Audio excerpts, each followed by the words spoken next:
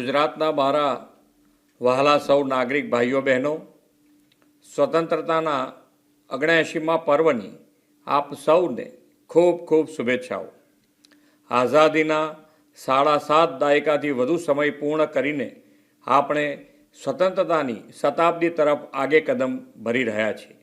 આજે આપણો દેશ વિશ્વની મહાસત્તાઓમાં સ્થાન પામવા સક્ષમ બન્યો છે, વૈશ્વિક વિકાસની હરણફાળ ભરી રહ્યો છે।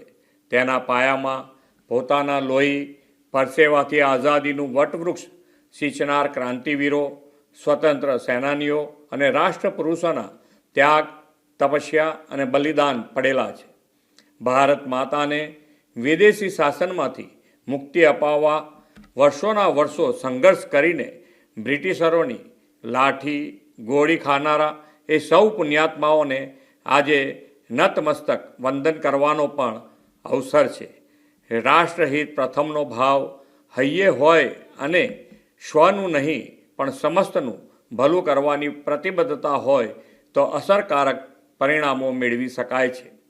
ભારતે વડાપ્રધાન શ્રી નરેન્દ્રભાઈ મોદીની લીડરશિપમાં ઓપરેશન સિંદૂરની સફળતાથી દુનિયાને એ બતાવ્યું છે। આતંકવાદ કે દેશની સુરક્ષા સલામતી સામેનો કોઈ પણ કાંકરીચાળો ભારતમાં ચાલશે નહીં એવો સાફ સંકેત વડાપ્રધાનશ્રીએ દુનિયાને આપી દીધો છે।